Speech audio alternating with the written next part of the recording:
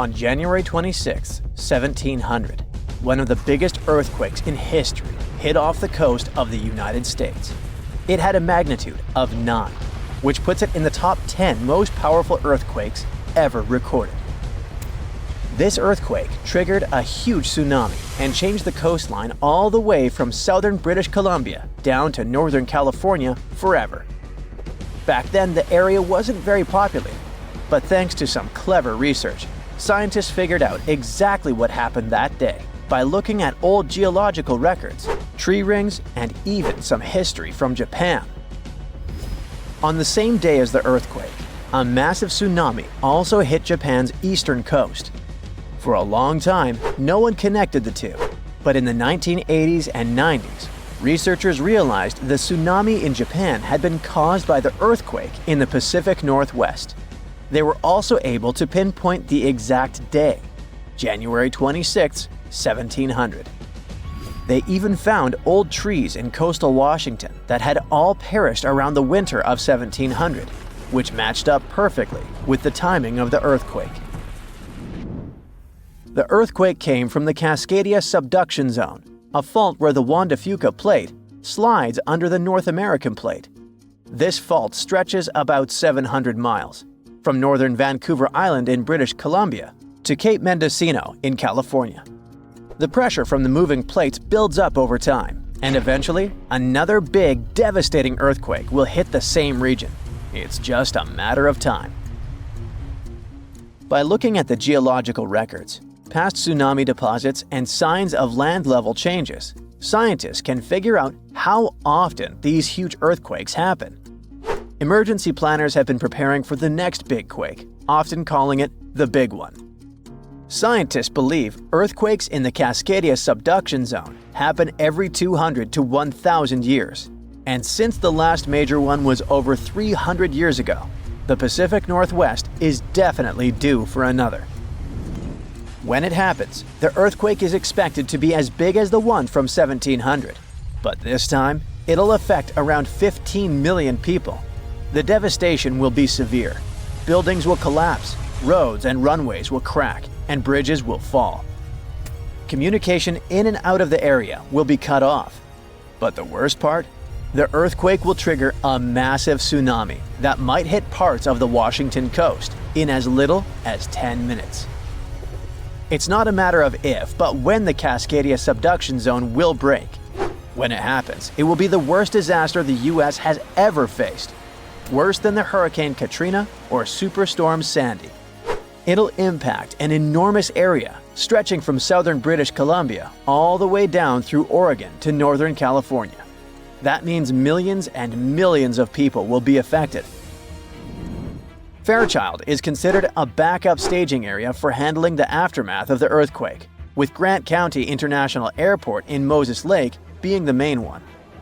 For those who will survive the initial quake and tsunami, the aftermath could be just as disastrous. Aftershocks will follow, and transportation will be a mess. Roads will be damaged or completely blocked, airports will shut down, and most of the main routes, like Interstate 5, will have bridges destroyed. This means food and water supplies will be cut off, and it will be incredibly difficult for help to get in or for people to escape. Gas pipelines will most likely be damaged too, and restoring them could take anywhere from a few days inland to weeks or even months along the coast. Power outages will be widespread within 100 miles of the coast throughout the entire Pacific Northwest. And water could be out for 3 to 7 months. Even telecommunications will be down for 2 to 3 months across the Pacific Northwest, Alaska, and even parts of East Asia. The good news for eastern Washington is that it will mostly avoid the worst of it, thanks to natural barriers between the west and east sides of the state. The tsunami may hit the Columbia River Gorge, but it will lose energy quickly because of a sandbar under the river. The Cascade Mountains will absorb much of the earthquake's impact, so the east side won't feel it as strongly. And since eastern Washington won't get hit as hard, it'll be up to them to handle the aftermath of the quake. That means helping western Washington, taking in refugees from the areas that got destroyed, and delivering supplies to where they're needed. Scientists have looked at other major 8.0 to 9.0 magnitude earthquakes like the ones in Chile in 1960, Alaska in 1964, and Sumatra in 2004, and Japan in 2011. These kinds of quakes can shake the ground for anywhere between 6 to 10 minutes, and that's a long time for the ground to be shaking. Such quakes are super intense because they happen close to Earth's surface, so it's not just a quick shake. It's a long, strong one that can cause a lot of damage.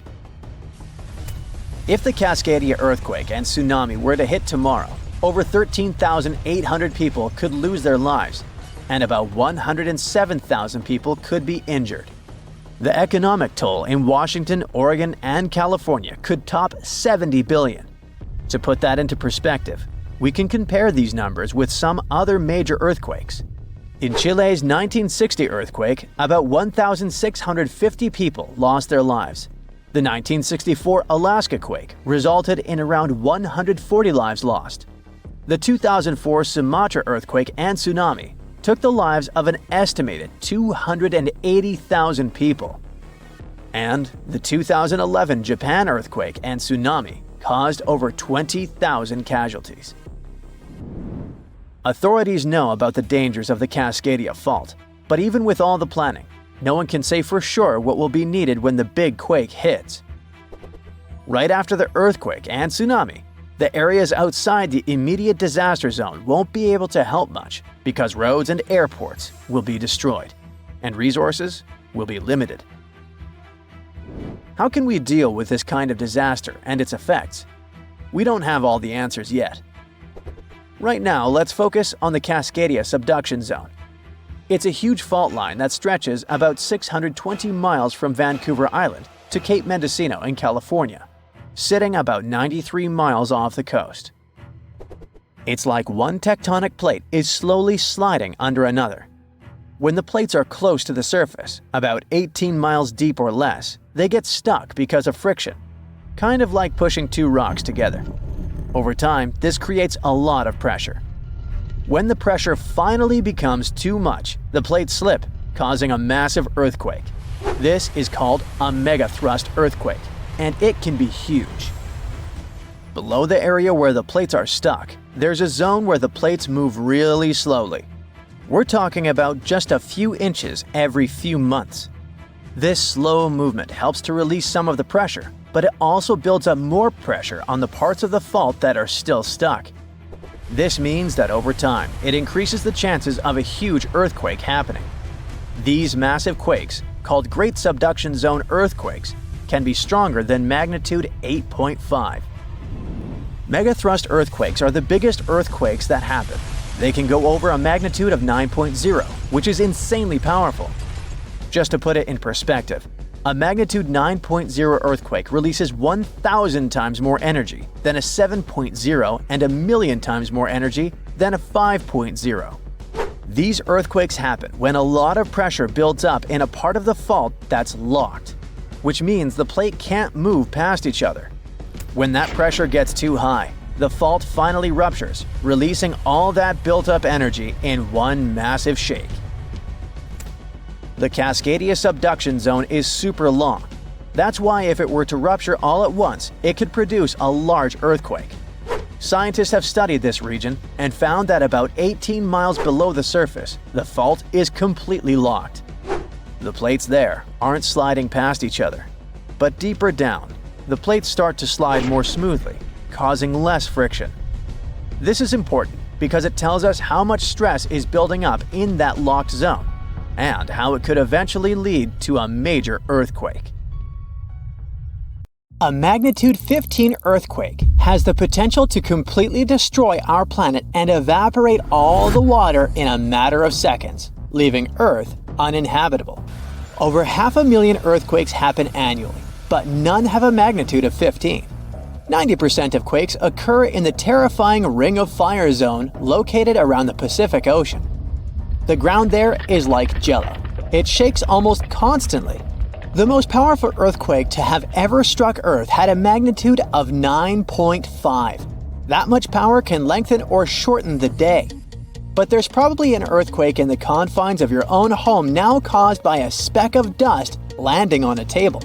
But it has a power of -15 magnitudes. Earthquakes happen when tectonic plates move. They're like Lego pieces that are not properly secured, and when they move up, down, or hit one another, the ground also moves, triggering earthquakes.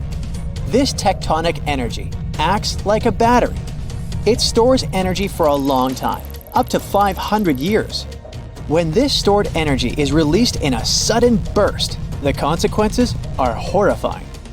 Even the strongest structures submit to this relentless force that leaves a trail of destruction in its path.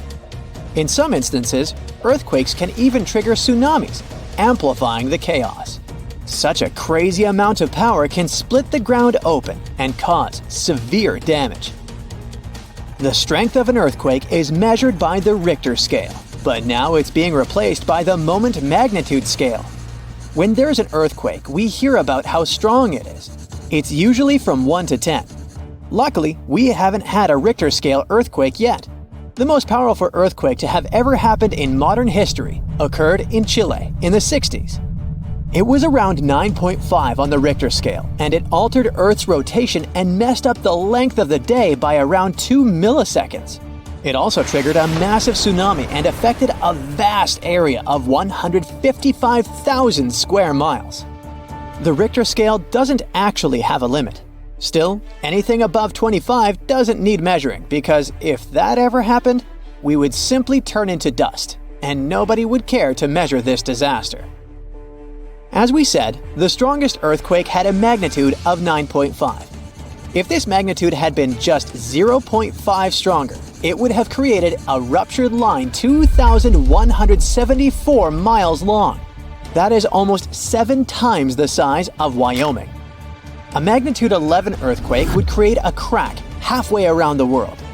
Massive tsunamis would hit coastal areas, destroying everything, and Earth would get into a massive environmental crisis.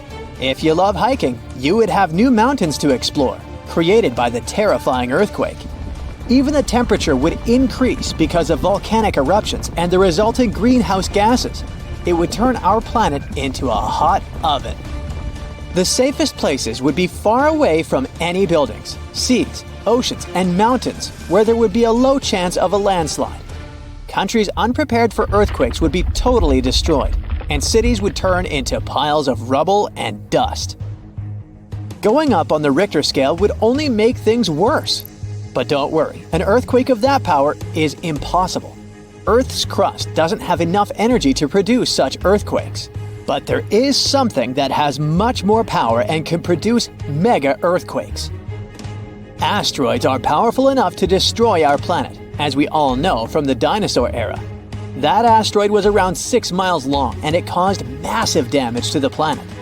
It triggered earthquakes that shook the ground constantly for months. These terrifying quakes were about 50,000 times stronger than the Chile earthquake. They also triggered a tsunami that was 30,000 times more powerful than the Indian Ocean tsunami. And the latter was one of the most devastating tsunamis to have ever struck Earth.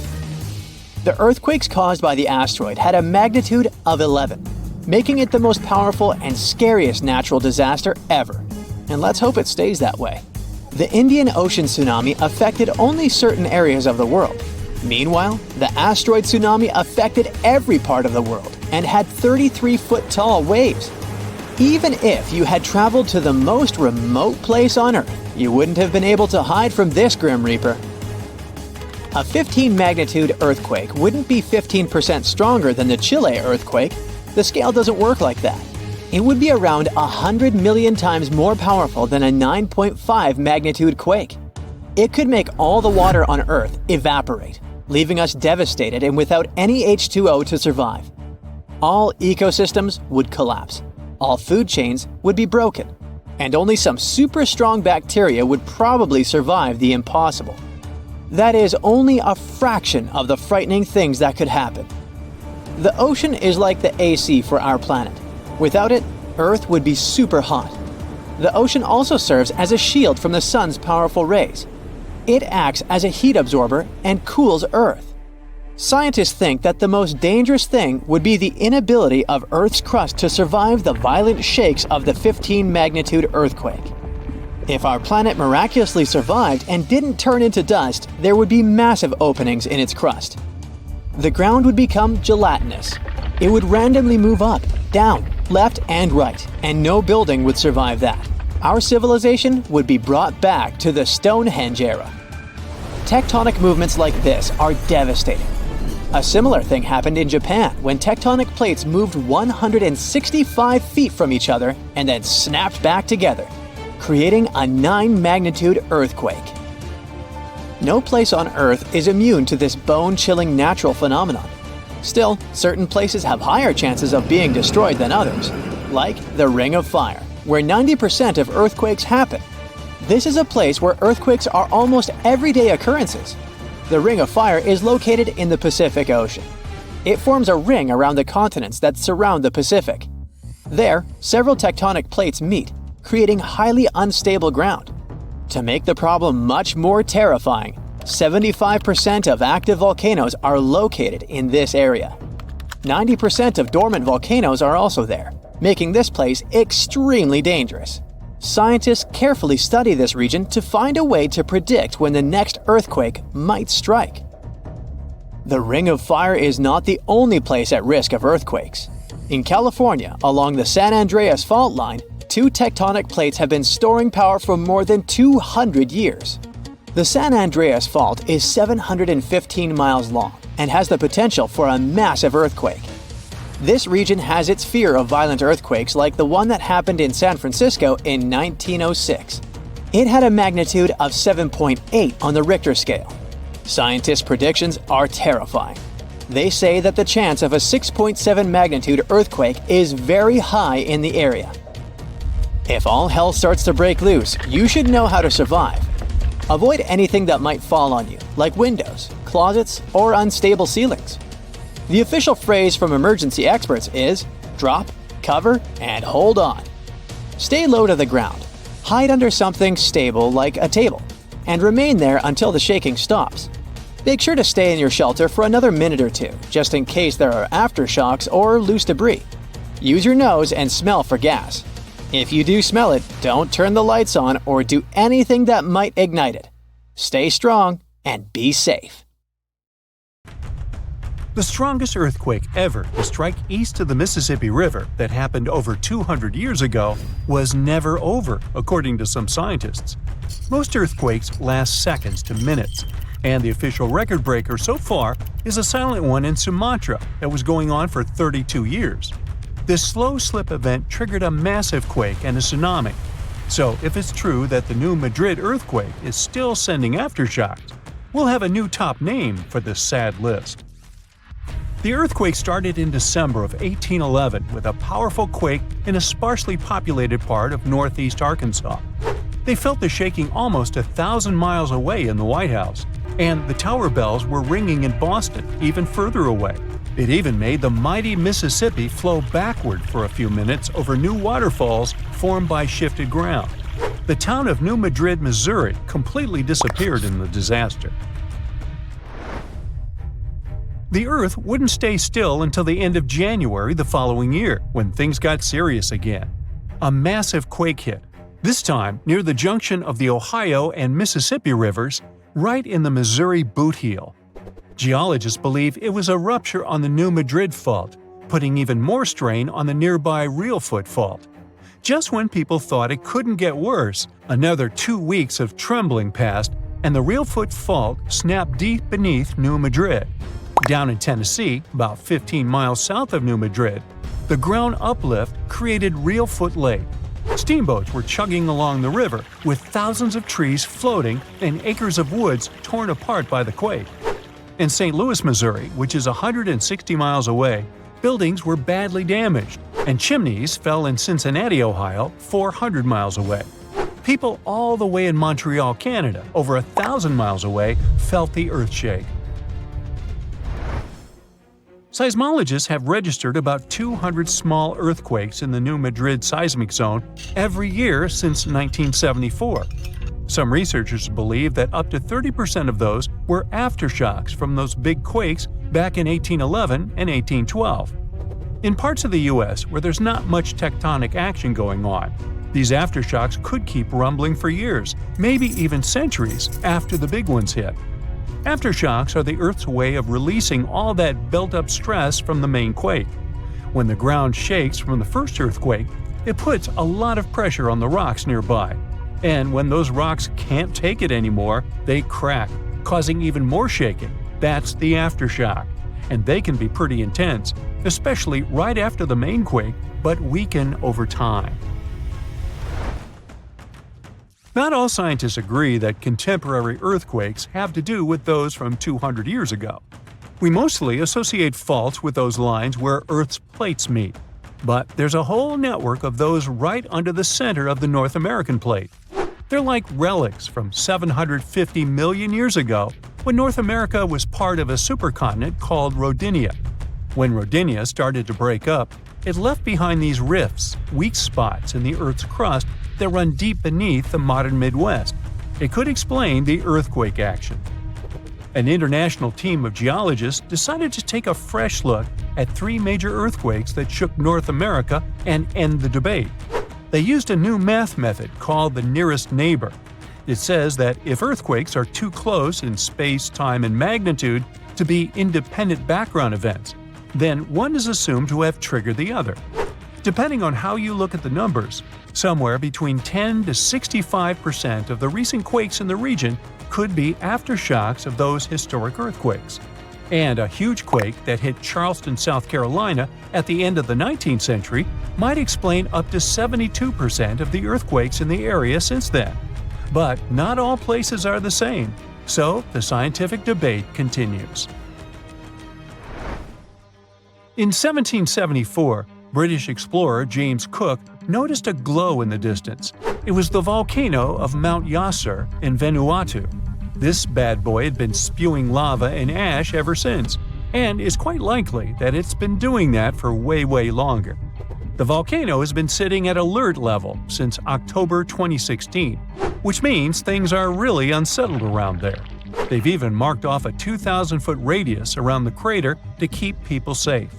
There have been low to moderate outbursts, shooting out ash, gas, and steam, and some bigger blasts throwing stuff outside the crater.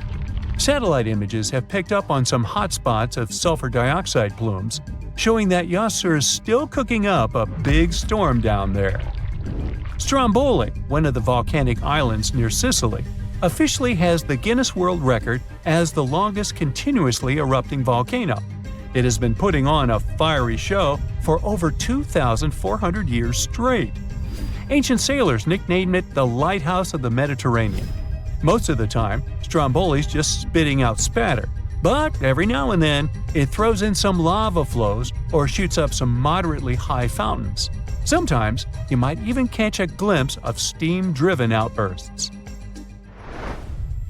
Over 200 million years ago, the world went through a major makeover, with not one, not two, but 4 massive volcanic eruptions changing the game. It all happened in Rensselaer, a large chunk of island that used to be a supermassive volcano stretching across what's now British Columbia and Alaska. This volcanic activity might have helped dinosaurs grow from cat-sized critters into giants we saw in Jurassic Park. It kicked off a 2-million-year rainy season. It made the whole world hot and humid, and the dinos just loved it. Researchers dug deep into sediment layers beneath an ancient lake in China to uncover these secrets. They found traces of volcanic ash and mercury, clear signs of those epic eruptions. There were carbon signatures showing huge spikes in carbon dioxide levels, making the atmosphere toasty and the rain pouring down. It all happened in 4 separate pulses, each triggered by those monstrous volcanic blasts. There's a spot in a national park not too far away from Sydney, Australia, where a fire has been raging deep underground for at least 6,000 years.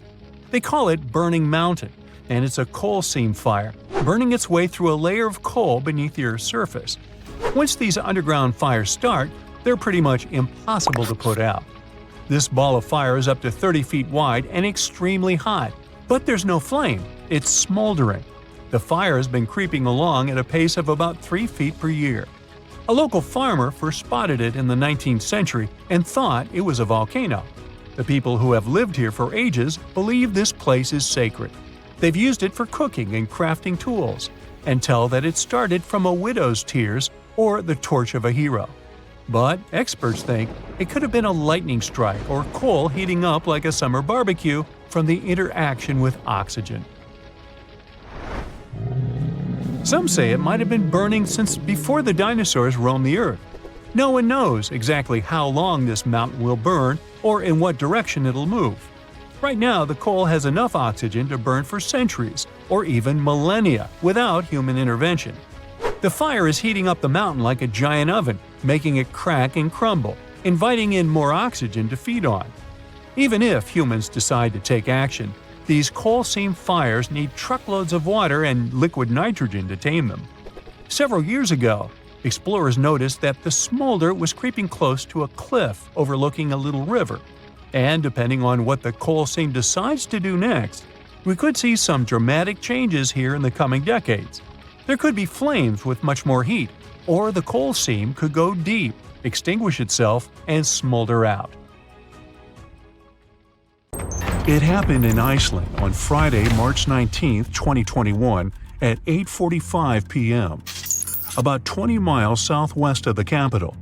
Molten rock suddenly burst through the surface from below. Bright lava fountains then lit up the night sky. A volcano in this valley finally woke up after almost 800 years of sleeping soundly. We divide volcanoes into 3 categories: active, dormant, or extinct. Around 1,900 of them around the globe are considered active. That means they've erupted in the recent past and will likely do it again in the possible near future. Dormant volcanoes haven't popped off for a long time, but they still may in the future. You could say they're sort of sleeping. As for extinct ones, those guys haven't done anything in more than 1 million years. The eruption in Iceland wasn't super explosive, and this all happened 6 miles from the nearest town, so everyone was perfectly safe. Many even came to see it up close, while other brave visitors tried to fry eggs and bacon on the lava. Just be careful not to burn your breakfast black. Lava can be over 2,000 degrees Fahrenheit. It burns everything in its path. Yet it also produces some of the most fertile land for agriculture. This eruption gave a relatively small amount of lava at first, but it's been spreading across the valley in different directions, forming a sort of shield that's constantly growing. You can never really predict how fast a lava flow will be until you see it. It all depends on how thick it is and how steep the mountain slope. Lava can ooze slowly at about 20 feet a minute, a fraction of the average person's walking speed. Or it can flow as fast as 30 miles per hour, which even the fastest person on Earth can't outrun. But the lava isn't even the most dangerous thing about volcanoes. That would be the toxic gases spewing from the eruption. And those spread faster and further than the lava flow. Luckily, in Iceland's case, the wind has been blowing these gases away from residential areas. Scientists weren't surprised this volcano erupted. They knew it was coming. Increasingly stronger earthquakes had been shaking this area for the past 15 months. There were 50,000 earthquakes within just the 3 weeks leading up to the eruption. That's 100 per hour.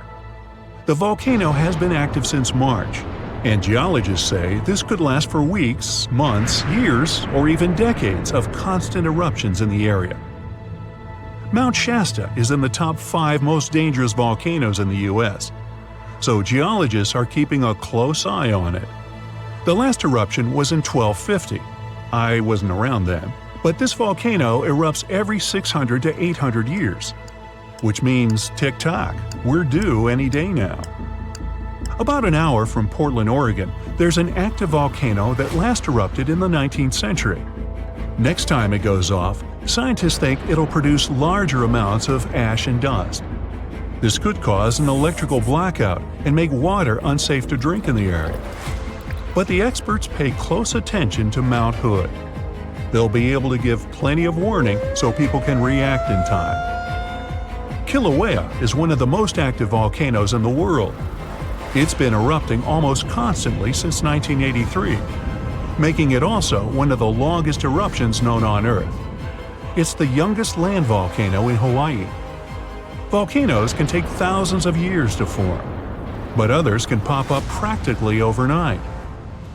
A volcano in Mexico just erupted in an open field in 1943 and started growing from there. Within a year, it was almost 1,500 feet tall. When the eruptions finally stopped 9 years later, the mount had reached a height of over 9,200 feet. Mount Fuji is an iconic symbol of Japan. The last time it erupted was in 1707, and it sent a shower of burning rocks as far as 60 miles away. If a similar eruption happened today, Tokyo would be within that vicinity. Mount Fuji is right on the Ring of Fire, that horseshoe-shaped region in the Pacific Ocean full of active volcanoes and earthquakes. From one end to the other, it's almost 25,000 miles long. It could wrap all the way around the Earth's equator. In January 2020, Taal volcano in the Philippines started spewing lava, sending huge plumes of ash half a mile up into the sky. The eruption even triggered a rare phenomenon, a dirty thunderstorm. That's when the smoke cloud above a volcano produces its own lightning. The chance of volcanic tsunamis was also high. Those are usually caused by tectonic movements that occur because of volcanic activity. Taal has erupted more than 30 times in the last 450 years. This volcano in Ecuador last erupted in 2016. Scientists think it might be showing some early warning signs of magma on the move. This is an active stratovolcano, a specific cone-shaped type with steep sides. They form from sticky lava that doesn't flow that easily. That lava goes around the vent, cooling and piling on itself to form these steep walls. These types are more likely to produce explosive eruptions like the ones we see in movies. Ruapehu is the oldest national park in New Zealand, a volcanic wonderland where you can closely see all those steaming craters, magnificent lakes, and unusual rock formations. It last erupted in 2007 and has had 10 eruptions since the mid-19th century. But eruptions, lava flows, and toxic gases aren't the only danger coming from volcanoes. There's also a thing called lahar, a kind of volcanic mud flow of debris. In between eruptions, snow melts and a lake forms in the caldera. If the last eruption brought mud, ash, and rocks in the lake, it becomes dangerously full. In that case, only a temporary dam holds it back. Indonesia has the biggest number of active volcanoes in the world, including one called Anak Krakatoa. It means child of Krakatoa, and its famous parent isn't far away. A huge tsunami in 2018 partially woke Junior, a scary thought since Senior had one of the most powerful eruptions ever seen on this planet in 1883. Krakatoa's boom was the loudest sound ever heard. People over 2,000 miles away could hear the explosion. The sound wave circled the globe 7 times, and scientists say it's hard to predict this volcano's eruption patterns. Mount Yasur in Vanuatu is one of just a few volcanoes in the world where you can see a lava lake. Tourists even go there to peer over the edge and get a look at the burning, bubbling lake below. Well, except for when the volcanic activity goes to levels 3 and 4 out of 5. That means there are more intense earthquakes, volcanic tremors, or steam, gas, or ash ejections. Then this place is off limits because, duh. This volcano in the DR Congo has the most active and largest lake volcano in the world. And all that lava is unusually fluid, meaning it travels faster and further than the stuff coming out of most volcanoes. It's certainly not amongst the tallest ones, but Ethiopia's Erta Ali is unique in that it has a lava lake almost constantly, which is pretty rare. The locals call it a smoking mountain because its lava lake often causes eruptions. This volcano is near the Danakil Depression, one of the hottest places on our planet. Merupi has been erupting on a regular basis since the mid-16th century. This volcano helps scientists do crucial research on how eruptions work and how they can warn people in time. After it was dormant for a while, this volcano in central Mexico sprang back to life in 1994. Ever since then, it's been producing huge mud flows and strong explosions in unpredictable intervals. In the past, enormous eruptions coming from this giant buried entire cities in pyramids. Imagine staying in a hotel and waking up to the magnificent view of a massive volcano covered in glowing rivers of lava and clouds of ash. When it lets off heat, visitors to this area in Guatemala take a chance to roast some marshmallows there. One of the most active volcanoes on Earth is on a small island north of Sicily. Stromboli has regular explosions, together with glowing lava coming from vents inside the crater. Not too far away is Etna, Europe's most active volcano and one of the biggest continental ones in the world. By the way, Earth definitely isn't the only planet with volcanoes. The largest one in our solar system is on Mars. It would cover the entire state of Arizona, and it rises nearly 3 times higher than Mount Everest. Ooh, don't look down. So, since 2000, the world has been hit with more than 1,700 earthquakes with magnitude greater than 5. Many happened around the Ring of Fire, located around the Pacific Ocean. In North America, the biggest threat is the San Andreas fault line, which can create an earthquake of a magnitude higher than any other, earning it the spine-tingling nickname, the Big One. The potential destruction of California is a terrifying prospect that could have unimaginable consequences. But the Big One is just the beginning of what's to come. Bad news! Scientists have predicted an earth-shattering event that will occur in 2030. Like it or not, there's a 70% chance that we'll experience the Big One, and it will be an earthquake with a magnitude of 6.7. The San Andreas fault line will cause the Big One, but what is scary is that we can't predict it. On the other hand, a massive earthquake occurs every 100 years. This means there's always time to prepare for a natural disaster. If we traveled back in time, we'd see a few significant earthquakes like the ones that wiped out San Francisco and Fort Tajon. Buildings made a long time ago are not quake-proof. They will collapse. Even if they survive, you should not enter them. But buildings are not the most dangerous part. You should watch out for electrical lines and gas pipes. Your hill house might be lovely, but it is extremely unsafe. During quakes, the hill can turn into a massive landslide that will destroy everything in its path. Say goodbye to road trips because all the roads will be ruined. You should have some spare water and food since you won't be able to go to the supermarket.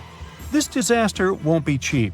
It will cost the U.S. around $200 billion to recover from the quake.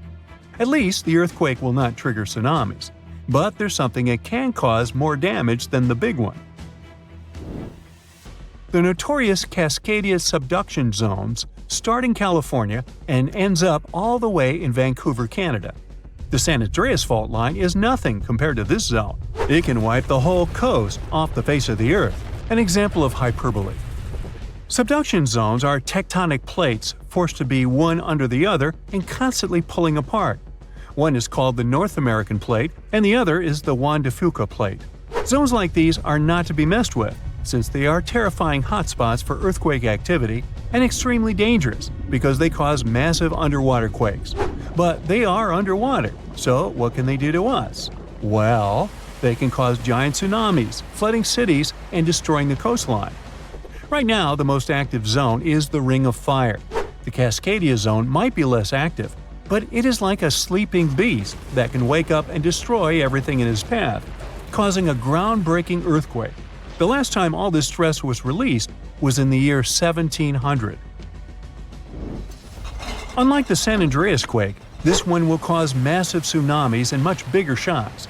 Let's hope you'll be camping in an open field at that time, because most buildings and bridges will likely be destroyed. Also, be ready for the aftershocks, as they'll be devastating. Nature won't be spared either. Landslides will change animals' habitats. Even our homes will be changed forever. Luckily, there is a light at the end of the tunnel. and scientists are doing everything they can to ensure our safety. New rules are implemented. Every new building must be able to withstand massive shocks. They're developing modern warning systems, and every new infrastructure must follow strict quake-proof guidelines.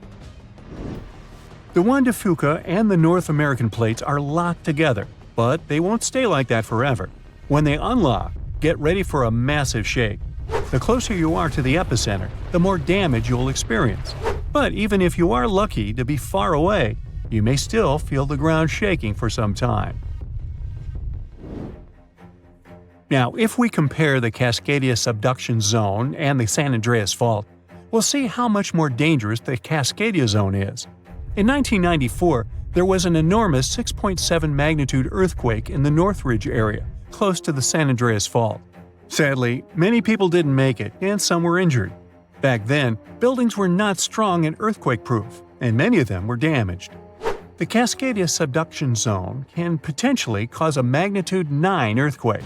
A magnitude 6 quake has the power of around 44 million pounds of dynamite, but a magnitude 9 has the power of 44 trillion pounds of dynamite. The strongest ever recorded quake was in Chile. Its magnitude measured 9.5, and it destroyed most everything. So let's say you've survived the quake, but the struggle is far from over. Soon after, a massive tsunami will strike, with waves that might reach up to 100 feet in some areas. That's so unlike the San Andreas earthquake, which can't produce any significant waves.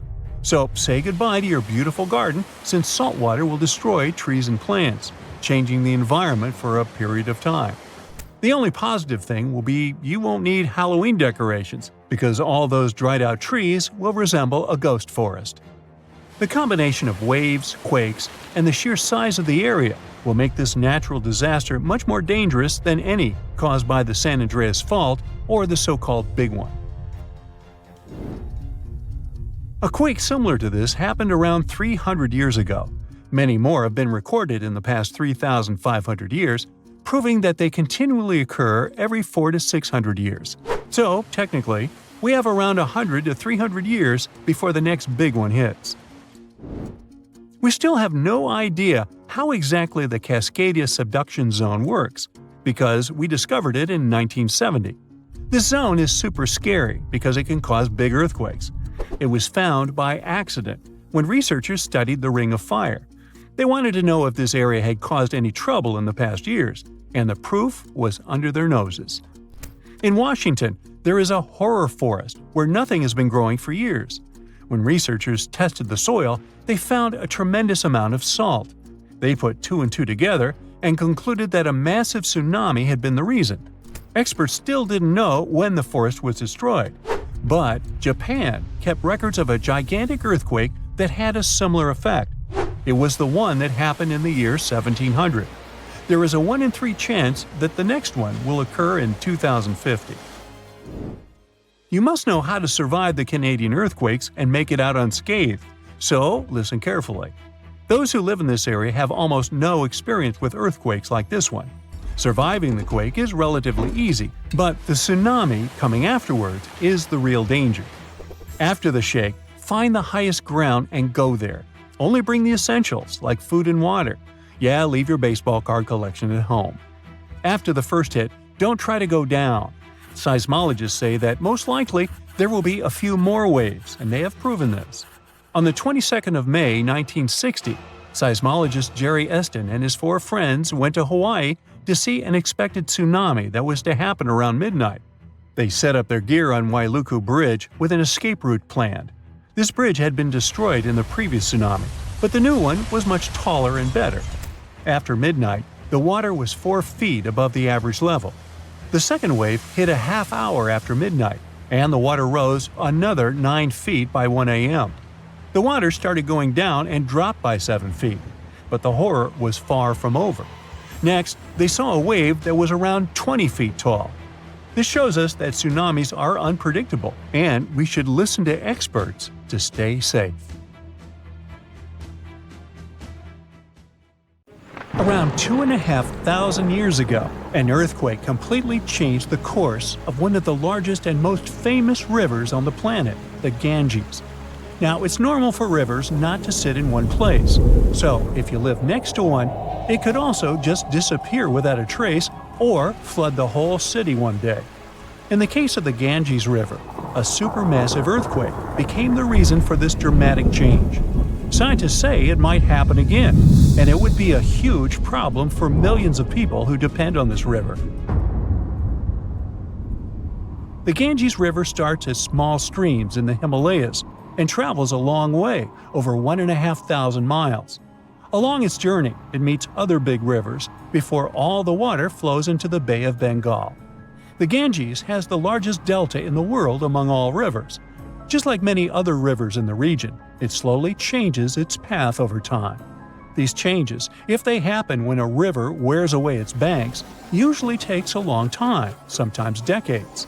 Scientists have discovered that the Ganges-Brahmaputra river system has shifted several times over the last 6,000 years. When they looked at satellite images of the Ganges Delta, they noticed something interesting. There was a crescent-shaped dip in the ground about 28 miles away from where the river is flowing now. This depression was over 1 mile wide and stretched for many miles. They thought it might have been an old main channel of the Ganges River a long time ago. In 2018, the team decided to visit the area to check it out for themselves and take samples to learn more about it. While driving back home, they noticed a pit where someone was digging dirt to create a pond. The next day, they planned to fill it with water, but the researchers spotted something strange in the dirt. There were vertical bands of light-colored sand mixed into the darker mud. These special layers are clues from the past. They show that an ancient earthquake made sand and water shoot up from below the ground and created sand volcanoes that were trapped in time. The scientists studied the sand and mud and figured out that these earthquakes happened around 2,500 years ago and were strong, with magnitudes of 7 to 8. The epicenter was over 110 miles away from the main stem of the river, but it was powerful enough to displace it. It could have affected around 140 million people. The Ganges-Brahmaputra system is close to spots where Earth's tectonic plates meet, so earthquakes happen here often. There's no danger right now, but scientists think that another massive earthquake could happen in the next few hundred or thousand years. It could threaten up to 170 million people. That's about half the population of the U.S. No one can predict exactly when an earthquake will happen or how strong it will be. Learning how earthquakes in the past moved rivers helps scientists figure out patterns and make guesses about similar events in the future. This knowledge could help us prepare better and create safety plans before another big earthquake strikes. Now, the Ganges isn't the only river at risk. The Yellow River, the Irrawaddy River, and rivers in the United States like the Klamath and San Joaquin all face similar dangers. The mighty Mississippi River has also switched its path many times over the last 7,000 years. Right now, there's a huge system of dams and barriers called a control structure in central Louisiana. This structure's job is to stop the Mississippi from spilling over its banks and joining a nearby river. But scientists think that, in theory, these barriers wouldn't handle megafloods. So the Mississippi could break free and change its course again. This would cause massive problems, especially in southern Louisiana. One of the recent examples when a river changing its course caused disaster was the Kosi River in India. In August 2008, over just a few days, the river's path shifted by almost 60 miles, which is a huge change. Floods happen in some parts of the state rather often, but they hadn't seen such strong ones in over 50 years. They affected around 1,000 villages and 3 million people, and about 1 million people had to be evacuated to safety. Since many of these people hadn't faced floods in so long, they weren't ready to handle it quickly. It caused even more damage to their homes and lives. Scientists have been trying for decades to figure out what exactly makes rivers suddenly change their course. A new study explains that two things work together to make a river to do it. This process is called avulsion. First, there's the setup, which is like building up tension before something big happens. Over time, sediment, sand, dirt, and other stuff carried by the river gets deposited in certain places. It either raises the river above the land around it, or makes a nearby slope steeper than the river's current path. Then there's the trigger, which is like the final straw that makes everything happen. This trigger could be a big flood, an earthquake, or even something like a pile of logs blocking the water. Now, researchers looked at satellite images of about 170 cases of avulsion from the past 50 years. They noticed these events happen most often near river mouths and near mountains. Rivers were about 3 times more likely to change course in these places than in the areas between them. They also studied 58 river channels in detail, using super clear maps to measure super elevation. That's how high the river is compared to the land around it. They also measured slope advantage. That's how steep a new path might be compared to the river's current one. They found that near mountains, rivers often pile up so much sediment that they become super elevated and spill over. But near river mouths, like in deltas, rivers need a steep slope advantage to break through the mud and form a new path. These two factors work together like a seesaw. If one is stronger, the other doesn't need to be as strong for an avulsion to happen. To figure out where a river might go if it changes course, the researchers created a smart computer algorithm. This tool uses maps to measure the terrain steepness and the river's flow to predict where the river might move. They tested it on 10 past avulsions, and it correctly guessed the path every single time.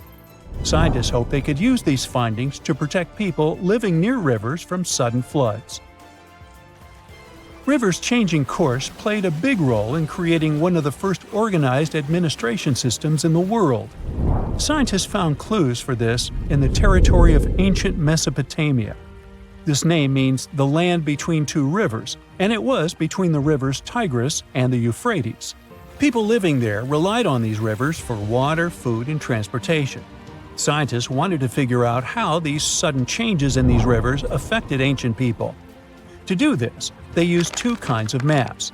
The archaeological maps show how ancient cities grew over time, including what types of buildings people built. Certain buildings, like big palaces or city walls, could show when each city first had an organized administration. The second kind of map showed where the Tigris and Euphrates rivers flowed long ago. They often shifted, sometimes slowly, and sometimes very quickly and dramatically. Around the year 5000 BCE, Mesopotamia started to become drier and farming became harder. Farmers had to grow their crops near rivers, where they could use the natural floods to water their fields or dig little channels to bring river water to their plants. Because farming was so important, towns and cities grew near the rivers too, so people could stay close to their food. But when a river suddenly changed its course, people didn't give up. They worked together to dig long canals to bring water from the new river path back to their fields. The canals helped them get water again, and the administration buildings showed they were organizing as a community to solve big problems together. Asteroids are a serious, very real danger. Some of them are big enough to cause a lot of trouble if they collide with Earth. One asteroid in particular is making headlines these days. A new study has revealed there's a small chance it could hit our planet during its close flyby in 2029. But the question is unusual. Will the asteroid survive this encounter? Apophis, which got its name from Apep, the Egyptian deity of chaos and disorder, has become one of the most infamous asteroids. Discovered in 2004, this space object is about 1,100 feet wide. It's about the height of the Eiffel Tower in Paris. Because of its size and the close flyby predicted for 2029, astronomers classify Apophis as a potentially hazardous object. Those are asteroids and other space objects that pass close to Earth and are big enough that we really need to pay attention to them. Right now, scientists say the chances of a collision are slim, less than 1 in a billion. So, at the moment, we can probably claim that Earth is out of danger. But the same can't be said about the asteroid itself.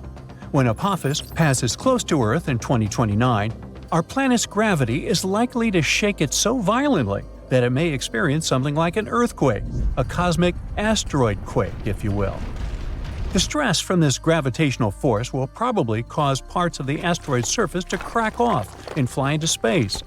And even though this might not be a full-blown disaster, and the asteroid won't fall apart completely, it's very likely to lose some material during the flyby.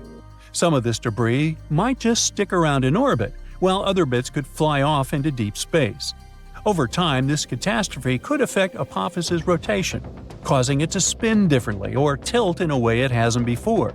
And this is a phenomenon scientists are really interested in, because it could teach us a lot about how asteroids react when powerful gravity is pulling on them. Now, let's get back to Earth. Well, we haven't left. Anyway, even though the asteroid isn't big enough to wipe out the planet like the asteroid that destroyed the dinosaurs, it's large enough to cause serious damage to a large city if it ever collided with Earth.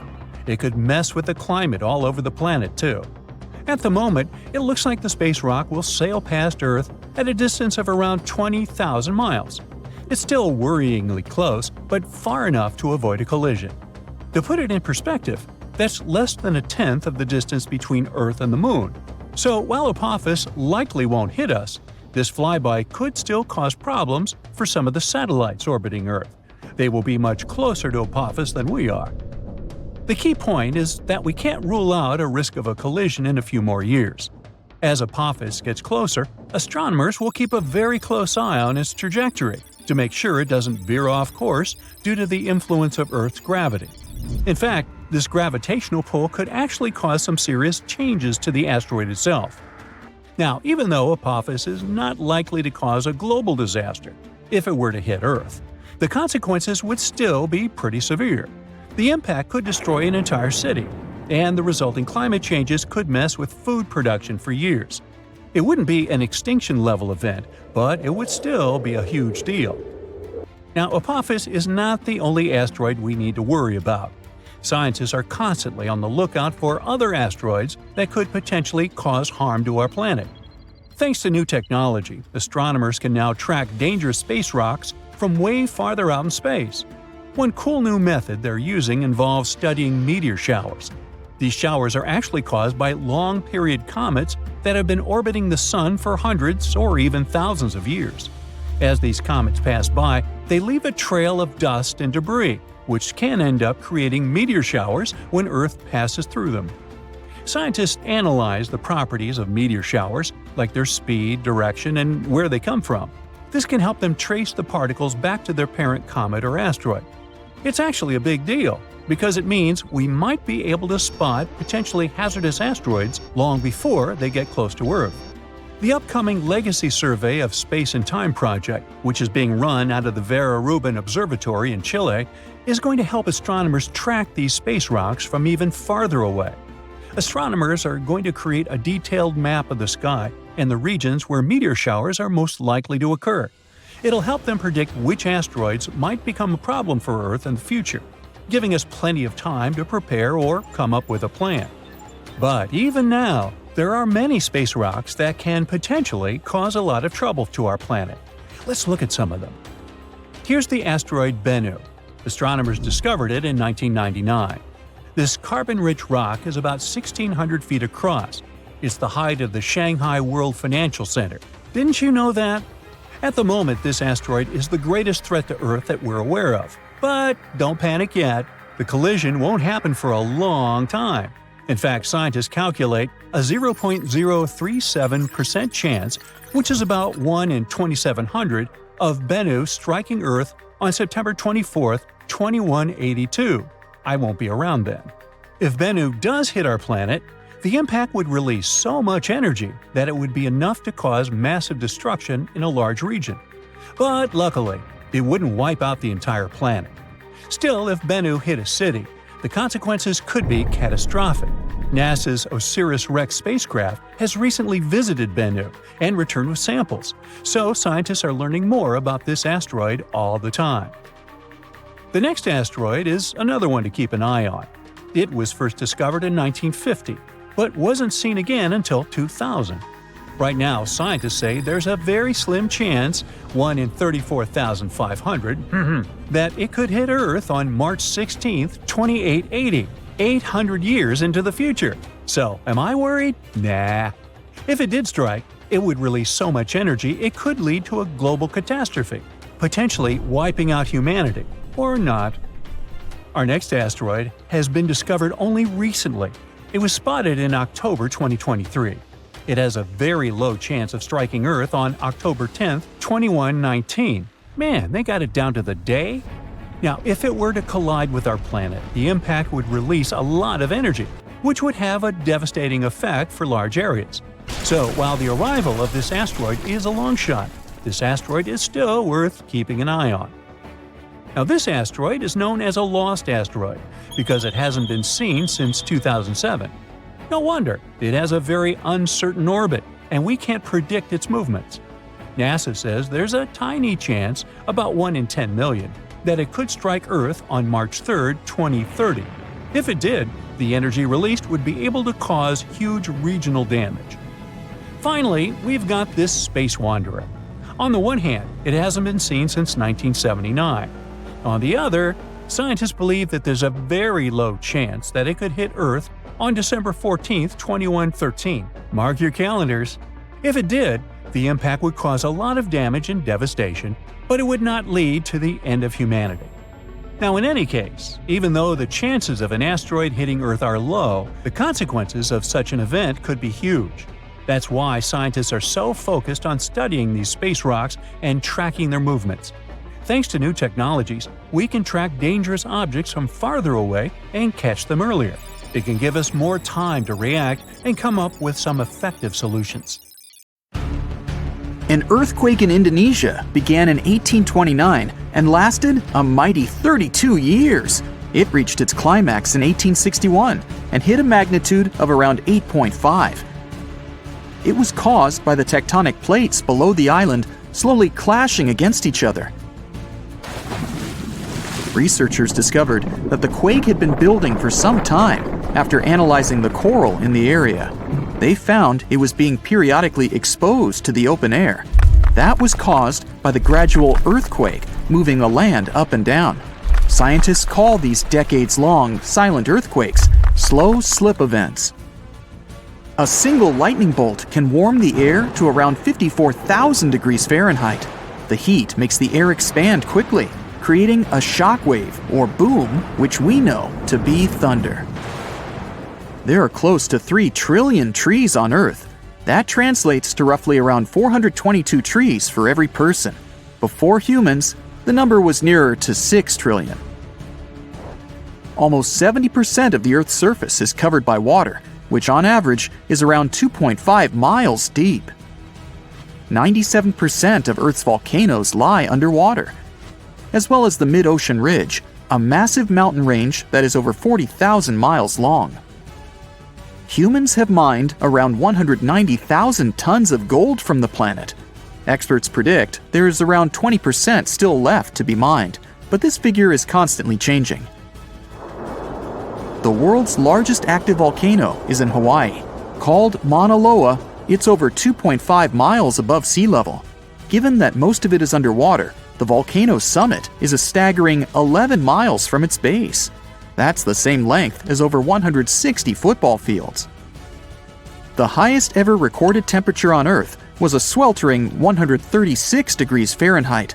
It was recorded in El Azizia, or modern-day Libya, on September 13, 1922.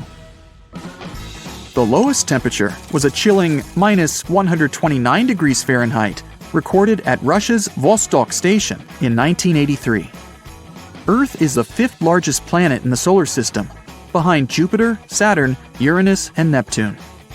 It has a circumference of roughly 25,000 miles, and it would take the average person around 8,300 hours to walk around the face of the Earth. The separation between Earth's land masses would make such a trek almost impossible, though. It takes 365.25 days for the Earth to orbit the Sun. Because our calendar years only have 365 days, we add an extra leap day every 4 years to make up for the difference. Russia is the largest country on the planet, with a total area of about 6.5 million square miles. It encompasses more than 1/8 of the Earth's inhabited land area, but still has a relatively small population given its size. Earth is the only planet with one moon. Mercury and Venus have no moons. while every other planet has 2 or more. Earth is over 4 billion years old. Scientists calculate this by looking at the planet's oldest rocks, as well as meteorites that have crash-landed. They used meteorites as they were formed at the same time as Earth, when the solar system was forming. The ground we walk on is basically recycled. The planet's rock cycle turns igneous rocks to sedimentary ones, then transforms those into metamorphic rocks, and back again. Like Earth, our moon also experiences earthquakes. They're less common and intense than the ones we have, and are caused by tidal stresses. A tidal stress is basically the relationship between the gravitational pull of the moon on the Earth and that of the Earth on the moon. Despite being the 5th largest continent, Antarctica holds 70% of the planet's fresh water and about 90% of its ice. Bangkok is the most visited city in the world, boasting 23 million visitors in 2019 alone. Paris, London, Dubai, and Singapore make up the other cities in the top 5. The lowest layer of Earth's atmosphere is called the troposphere and is the reason we have weather. Sunlight heats the planet's surface, which causes warm air to rise up to the troposphere. This air then expands and cools as the air pressure decreases and sinks down, where it is then warmed by the Earth again. Coral reefs are the largest living structures on the planet, with some even being visible from space. Coral reefs hold the most species per area of any of Earth's ecosystems, even more than rainforests. Earth got its name around 1,000 years ago, and it comes from the German word meaning the ground, but there's no evidence to show who actually named it. Of all the planets, Earth is also the only one which is not named after a Greek or Roman deity. The deepest point of the ocean is the Mariana Trench. It's a whopping 7 miles below sea level. Coastlines cover about 20% of U.S. land, but are home to more than 50% of the U.S. population. The Earth isn't actually a sphere. It's more like a squished ball that bulges at the equator. The bulge is caused by the force of the Earth spinning, which makes the north and south poles slightly flat. The Earth spins on its axis, which is basically an imaginary straight line. Earth has seasons because the axis is tilted, causing the sun's rays to hit different parts of the planet more directly, depending on the time of year. If the sun was as tall as a standard door, the Earth would be around the size of a nickel. The Earth's rate of rotation is gradually decreasing. It's happening so slowly that it would take as much as 140 million years for the length of a day to increase to 25 hours. Get equipped for any season with brand new Brightside merch. Click the link and grab your print. The biggest animal on Earth is the Antarctic blue whale. It can reach lengths of 100 feet and weigh up to 400,000 pounds, which is around the same as 33 elephants. The temperature at the center of the Earth is around the same as the surface of the Sun, at almost 10,000 degrees Fahrenheit. Earth is around 10,000 times older than humans. Earth is around 4.5 billion years old, whereas humans have been around for, at most, 450,000 years. There are around 34,000 known species of fish. The actual number is way higher though, as a whopping 95% of our oceans still haven't been explored. America's Route 66 is longer than the journey to the Earth's core.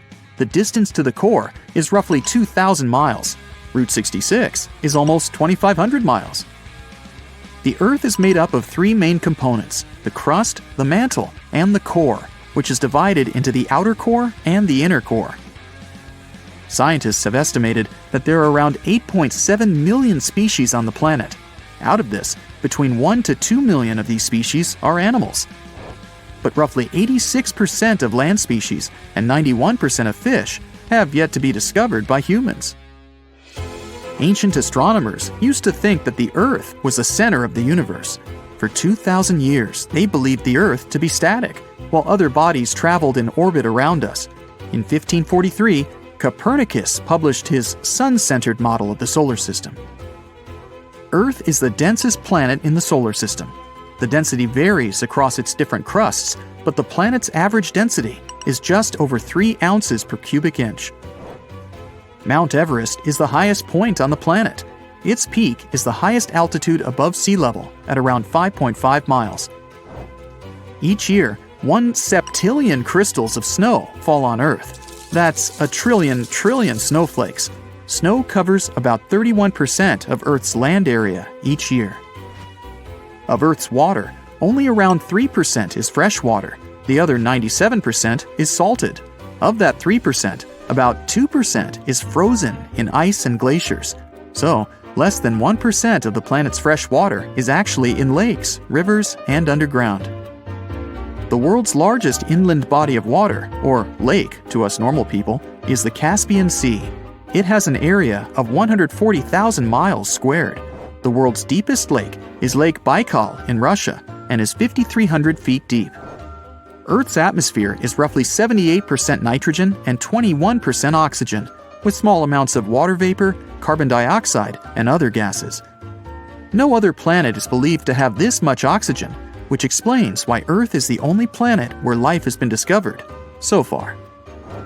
Apart from the Moon, there are 2 asteroids in co-orbital orbits with Earth, sometimes called Earth's second moon.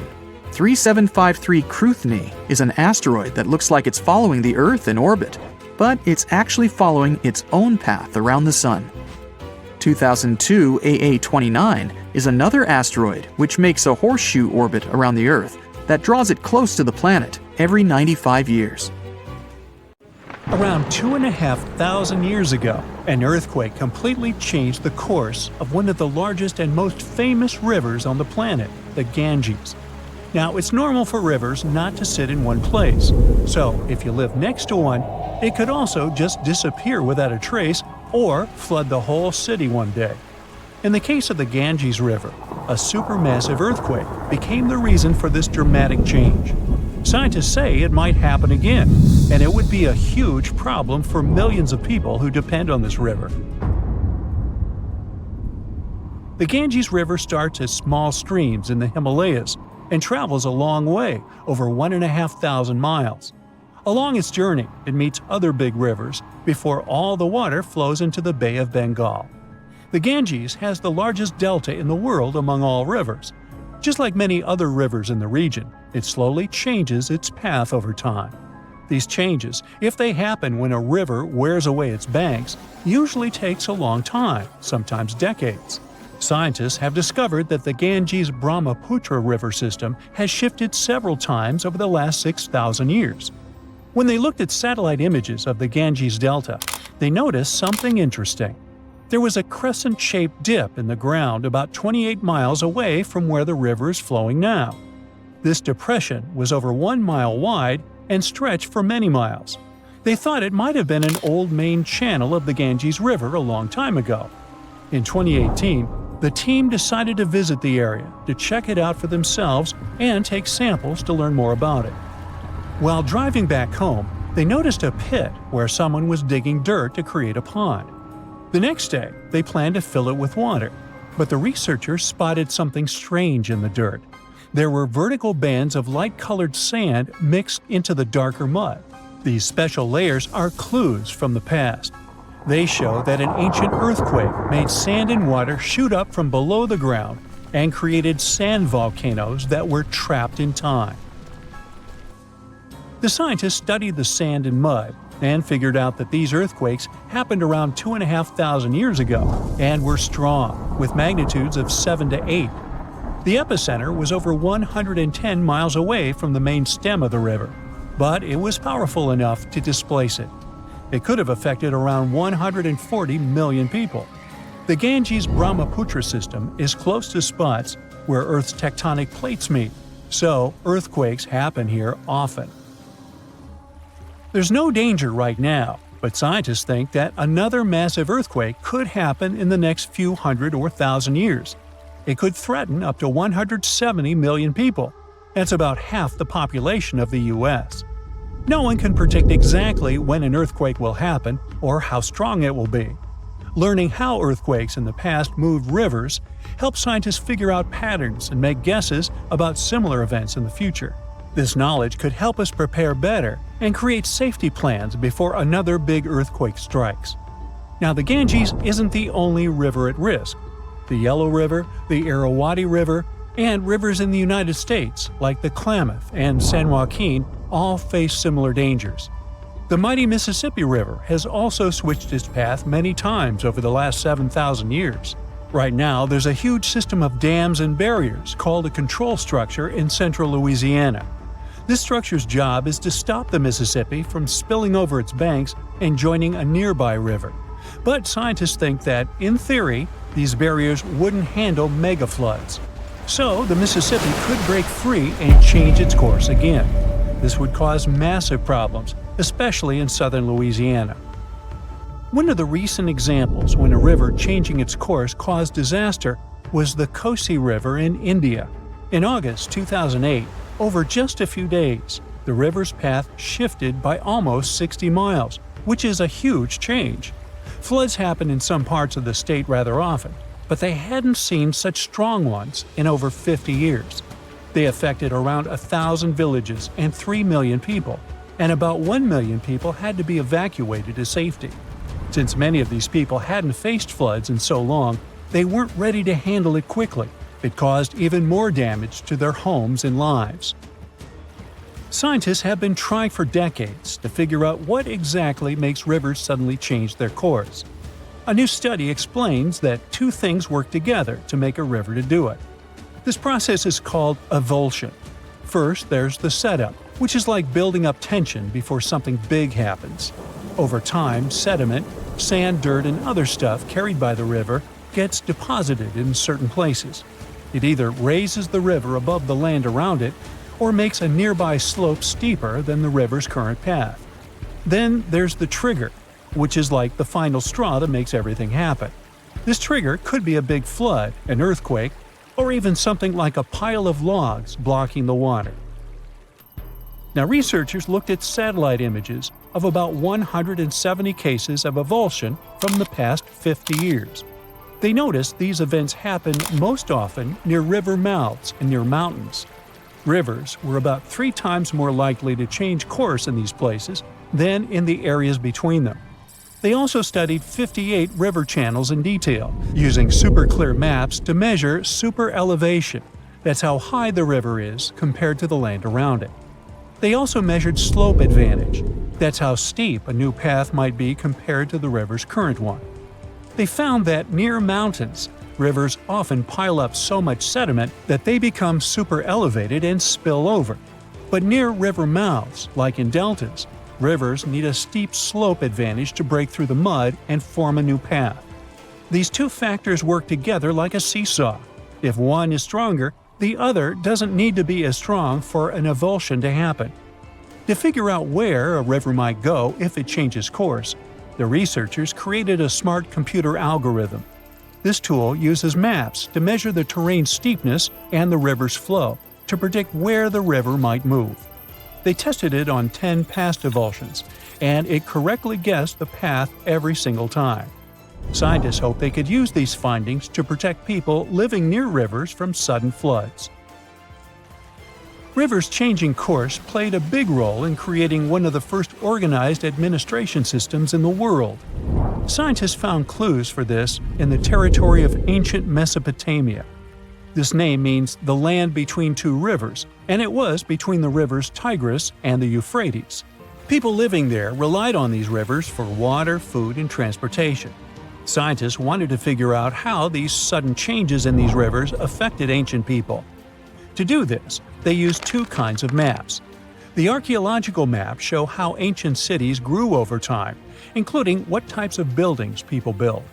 Certain buildings, like big palaces or city walls, could show when each city first had an organized administration. The second kind of map showed where the Tigris and Euphrates rivers flowed long ago. They often shifted, sometimes slowly, and sometimes very quickly and dramatically. Around the year 5000 BCE, Mesopotamia started to become drier, and farming became harder.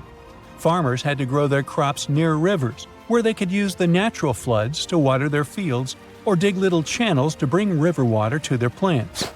Because farming was so important, Towns and cities grew near the rivers too, so people could stay close to their food. But when a river suddenly changed its course, people didn't give up. They worked together to dig long canals to bring water from the new river path back to their fields. The canals helped them get water again, and the administration buildings showed they were organizing as a community to solve big problems together.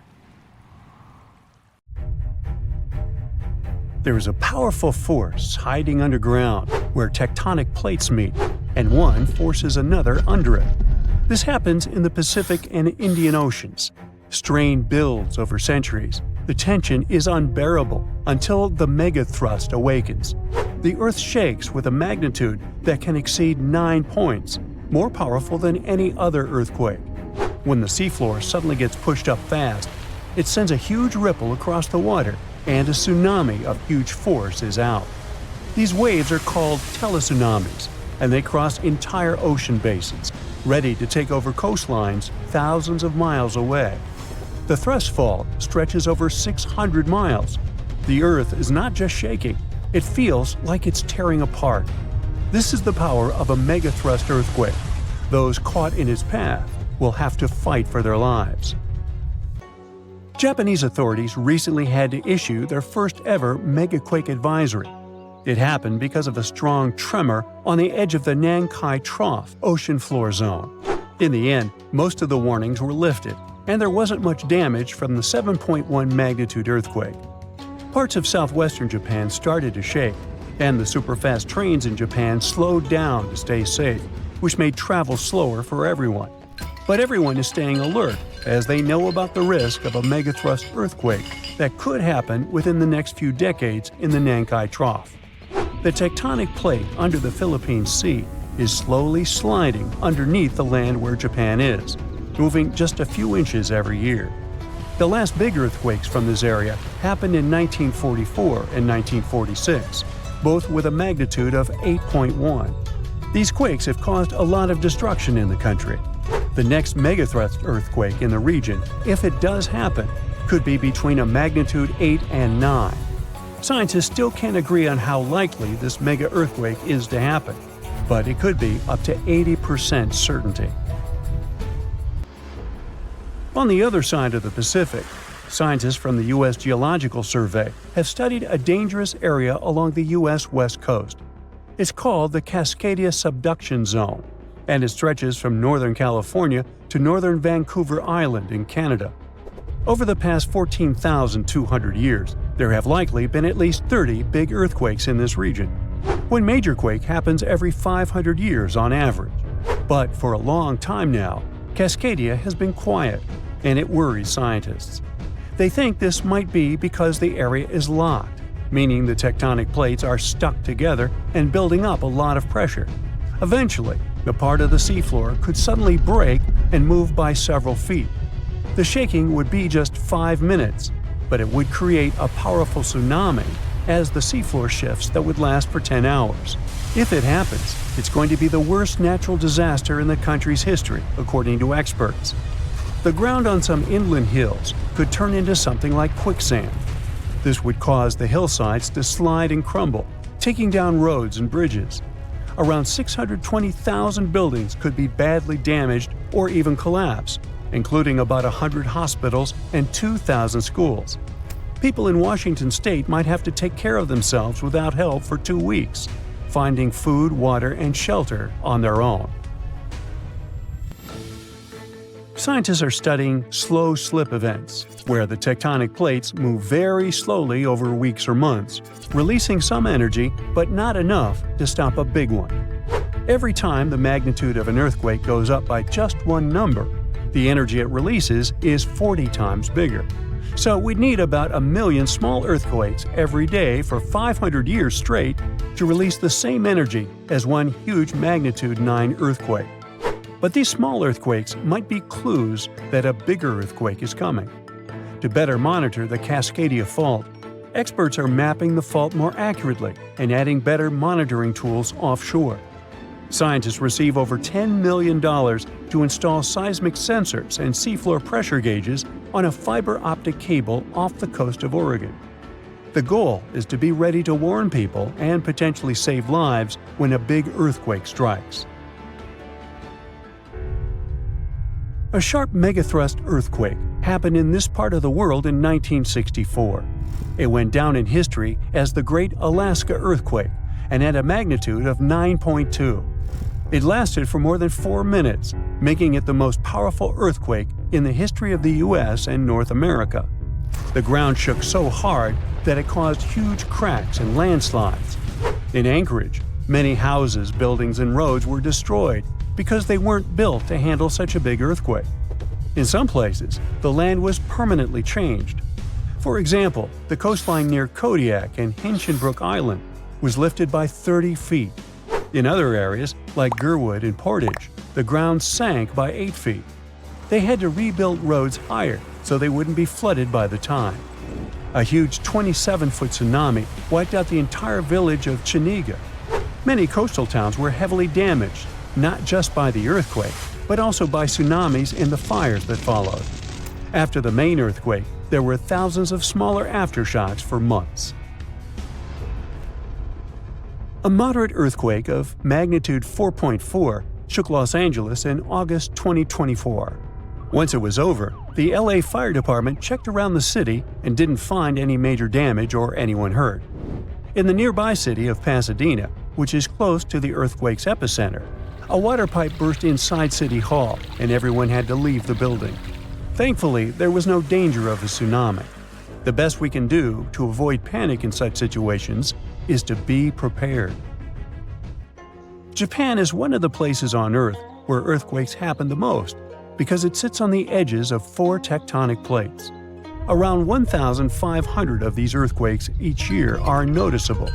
Because of this, the people in Japan have learned to live with earthquakes. The 1950 law set a rule that buildings should be able to handle earthquakes up to a magnitude 7 without falling apart.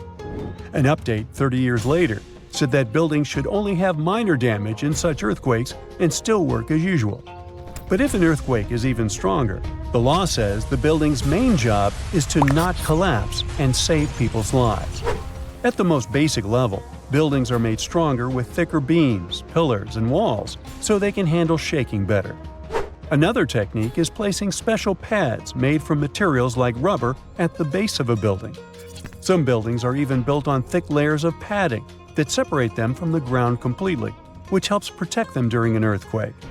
A skyscraper might sway back and forth a lot, moving up to 5 feet. To stop it from getting damaged, engineers can add something called dampers every second floor all the way to the top. These dampers are like giant bicycle pumps, but instead of air, they're filled with liquid.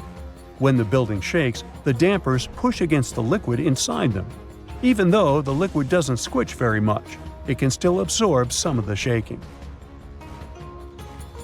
When they're building tall skyscrapers, engineers try to make the structure as simple and balanced as possible. This means having each floor the same height and placing the support columns evenly.